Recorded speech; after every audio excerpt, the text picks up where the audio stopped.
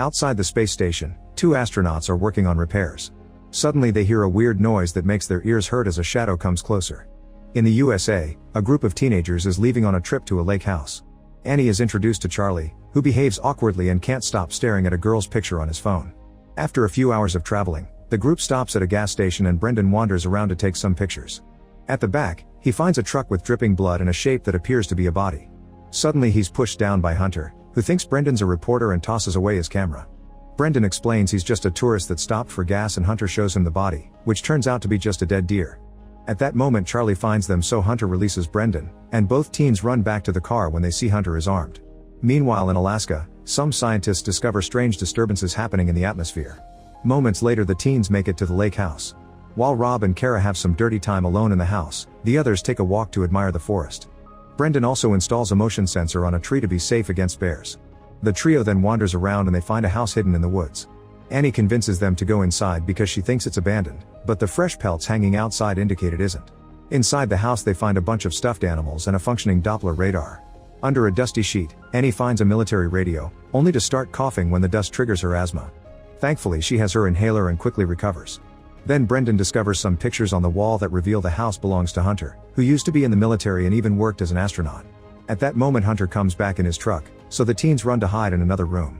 The back door turns out to be locked, so they very carefully sneak out through the window. Hunter comes inside and sees the dusty sheet has been moved, but by the time he checks the other room the teens are already gone. He still gets in his truck and tries going after them, however he finds the path blocked by a tree. This allows the trio to run away and escape safely even though Charlie trips on their way out. When they make it back to the house, they see on the news that mysterious cloud formations have been appearing all over the world.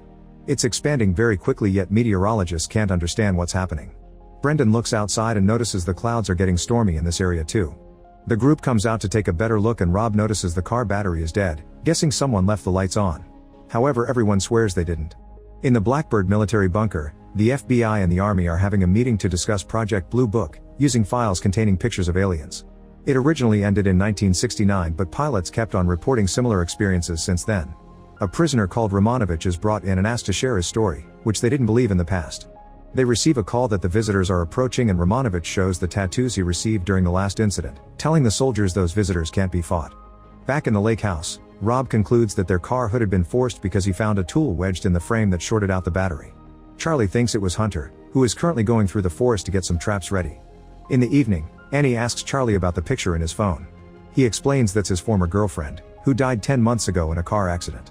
Charlie still hasn't moved on, that's why he behaves awkwardly around other girls. At Hunter's house, he continues to make preparations while hearing on TV how a conspiracy theorist swears those clouds indicate the arrival of alien life. However, a second guy sounds saner and shows some strange tattoos on his arm. At that moment the interview is interrupted with an urgent report: a massive spacecraft has appeared in the sky. Hunter leaves his home to watch the spacecraft emerge from the stormy clouds and send pods down to Earth. Suddenly a bright explosion of light happens and causes Hunter to have a seizure. In the bunker, the same happens to Romanovich. Once it stops, he says the aliens know he's there. In the lake house, Kara wakes up and watches another pod land on Earth. When Rob checks on her, he finds her frozen in front of the window and she passes out as soon as he touches her. Rob screams and the others come over as Kara wakes up normally. Meanwhile, Brendan is checking the camera from the motion sensor and finds something creepy moving in the dark. He calls his friends to show them and a closer look indicates it's Hunter. Furious, Rob leaves the house to look for his gun in the car, unaware that Hunter is watching from the trees. Inside, the girls try to call their parents, but there's no signal. Brendan assumes the storm has knocked out the communication relays. As Rob makes his way back, he steps on some weird goo that gets stuck on his shoe. When he looks down with his flashlight, he's shocked to see an alien hiding under the deck. He shoots his gun once before rushing back inside, however he tells the others that the gun went off when he tripped. Then Kara looks out the window and sees a red glow among the trees, which triggers a memory. Before she can explain, they see the alien outside and everyone runs to hide while Hunter still watches from afar. Afterward the group starts discussing how to proceed. Rob gets annoyed that Charlie is calling the shots and insults him, so Charlie throws Rob on the couch and gets ready to fight. At that moment Kara starts feeling sick and says they're all going to die. Then they hear the sound of a window breaking and the group checks the kitchen, where they find a red alien that floats around them before leaving. Outside, Hunter sees this. The group decides they need to leave, so Annie and Brendan go to the garage to get the charged battery. Charlie and Rob go to get Kara, only to find her gone. The red alien is now floating in the living room and moving toward a more humanoid alien like the one Brendan saw. The guys wait for the aliens to be gone before moving, And when Rob senses someone behind him, he immediately opens fire. However, he ends up shooting Kara. A desperate Rob picks Kara up and takes her to the garage with the others. He starts doing CPR, but it's too late. Kara is already dead. At first Rob cries, but he quickly becomes cold and raises his gun as he announces they need a distraction. He tries to tell the others to run into the forest as bait, but he's distracted by a red light appearing at the window. Charlie uses the chance to jump on Rob and fight him for the gun. They throw each other all over the room as they struggle, and Charlie gets a particularly bad hit, but he quickly retaliates and knocks Rob out. Then Charlie, Brendan, and Annie leave the house, not noticing Rob waking up. The trio gets in the car and takes off, only to see Rob blocking the way. Rob jumps off, but Charlie still steers the car and it ends up rolling down a small hill. Thankfully everyone is fine, and when they come out, Rob approaches them, ready to shoot. At that moment the spacecraft appears above them and a beam of light takes Rob away. Terrified, the other three start running through the woods, but they must stop when Annie has to use her inhaler. As she catches her breath, Annie notices something weird on a branch, and the guys take a closer look, discovering a creepy hand that suddenly moves. Panicking, the trio starts running again while Hunter watches from the top of a tree. Charlie trips, causing him to roll down the hill and hit his head. Soon Annie finds him and helps him move, hiding in a safe spot so she can take care of his wound. Brendan is still running and accidentally steps on a bear trap, screaming so loudly that Annie and Charlie run to find him. Charlie tries to open it to no avail while Annie rushes into Hunter's home, where she uses his radio to call for help. The US military tells her to wait for a rescue team at the gulch.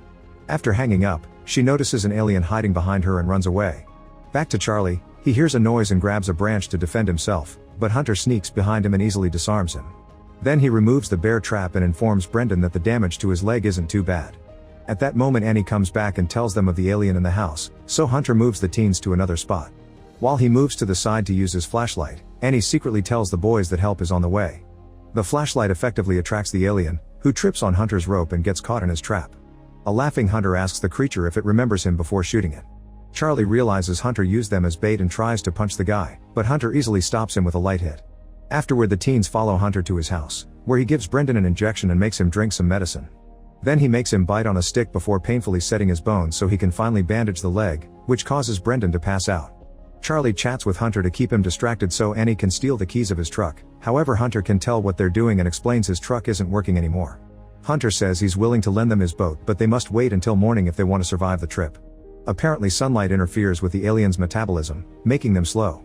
Frustrated, Charlie thinks they have no reason to listen to Hunter, who shares his story. In 1995, he was an astronaut in a shuttle doing pre-launch checks.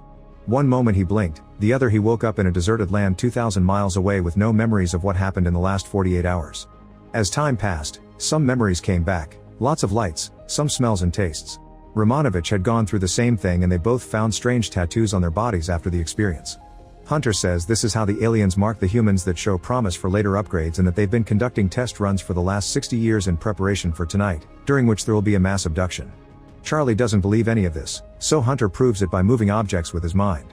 He only discovered this power a couple of years ago before his memories came back, along with some memories that weren't his own. His theory says the aliens used some sort of neural implant full of information.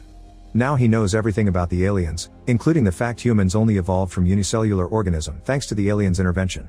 These creatures use humans to experiment on the same way humans use lab rats.